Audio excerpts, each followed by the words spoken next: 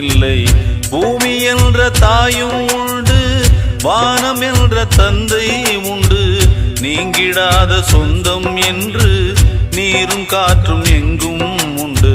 பூவாளம் பாடும் காலை வந்து வரவேற்கும். தாயின்றி நின்ற பிள்ளை தன்னை என்றும் காக்கும். நீ காணும் எல்லாம் உன் சொந்தம். ஆலோலம் பாடி அசைந்தாடும் காற்றே, அதை கேட்டு தூங்கும் ஆவாரம் பூவே. தனியானால் என்ன